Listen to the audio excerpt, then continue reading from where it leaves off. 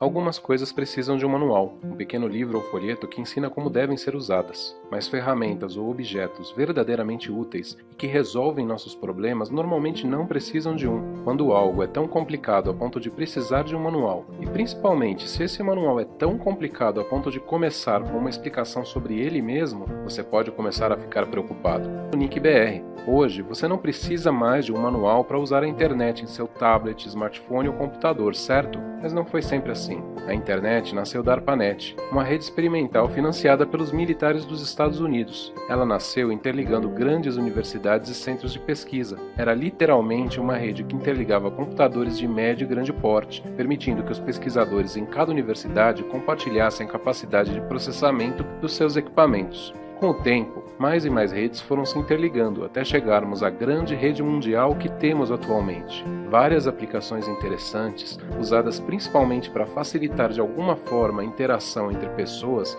foram sendo criadas e houve diversos avanços na tecnologia. Tivemos o e-mail, os computadores pessoais, a web, o comércio eletrônico, os buscadores, a tecnologia de rede sem fio, as músicas online, os PDAs, a tecnologia de voz sobre IP, os vídeos online, os smartphones e as diversas redes sociais. Hoje, muito mais do que uma rede de computadores, a internet é uma rede de pessoas e comunidades. No nível mais básico, ela ainda interliga computadores, mas ela evoluiu para ser muito mais do que isso.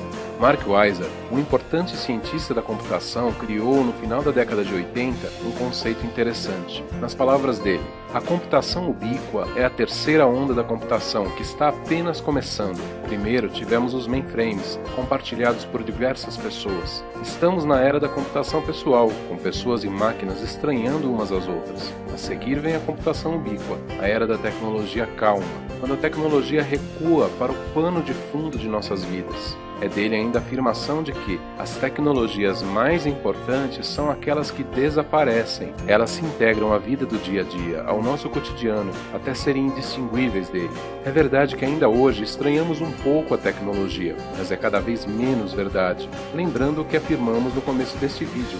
Hoje você não precisa mais de um manual para usar a internet. Podemos também dividir a história da internet em 3 fases. A primeira fase foi a da internet como uma rede de computadores. Com o tempo, ela evoluiu para uma segunda fase, onde passou a ser uma rede de pessoas e comunidades. Estamos atualmente vivendo o nascimento de uma nova fase, da internet das coisas.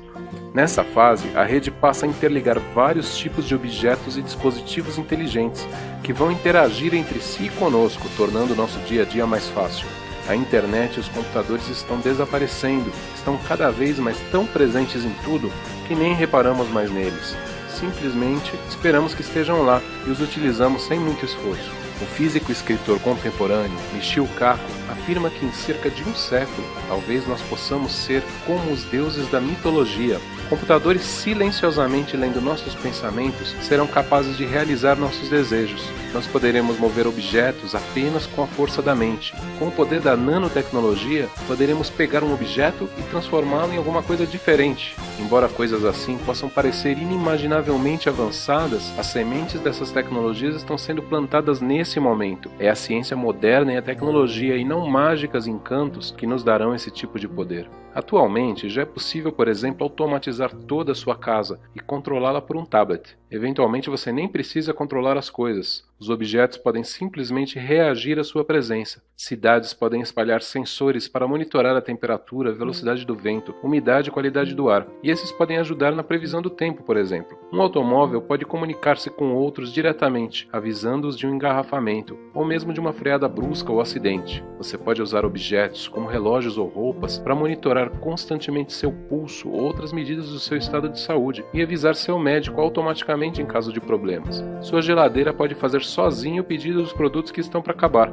Há realmente tantas possibilidades diferentes que é difícil escolher quais enumerar como exemplos. Essa evolução da internet tem realmente muitas possibilidades promissoras e é muito bem-vinda. Contudo, também temos que tomar alguns cuidados. Vamos falar agora de alguns pontos de atenção importantes em relação a esse futuro. Em primeiro lugar, não podemos esquecer da segurança dos dispositivos. Na internet atual já temos muitos problemas: invasões, ataques, spam, vírus, botnets, etc. Alguns deles decorrem de problemas nos softwares usados nos computadores, ou de configurações mal feitas. Ao embutir um pequeno computador em um objeto qualquer, não se pode deixar a segurança em segundo plano. O que aconteceria se um hacker invadisse seu automóvel e acionasse os freios numa hora indevida? Outro ponto de atenção é a privacidade. Quem terá acesso aos muitos dados disponíveis sobre você? Por exemplo, você poderá compartilhar os dados de muitos tipos de sensores que avaliam seu estado de saúde com seus médicos. Mas será que você vai desejar que o seu banco tenha acesso aos mesmos dados?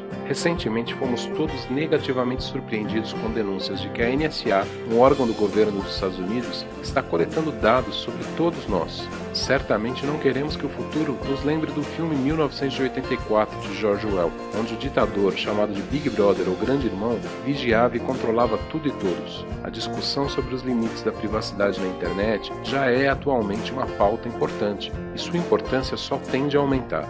O terceiro ponto de atenção é um desafio técnico relacionado à própria infraestrutura da internet. Hoje temos alguns bilhões de dispositivos na rede mundial. Com a internet das coisas, em breve serão dezenas, depois centenas de bilhões. Os endereços IP que identificam cada um desses dispositivos de forma única não têm a capacidade para todo esse crescimento. Por isso, a internet está em processo de transição com a implantação de uma nova tecnologia que substituirá o IP versão 4. O novo protocolo é o IP versão 6 ou IPv6, e essa transição está muito atrasada. Já não temos mais IPs versão 4 e muitos provedores estão começando a compartilhar endereços entre vários usuários simultâneos, usando uma técnica chamada Carrier Grade NAT. Isso pode, no extremo, levar ao fim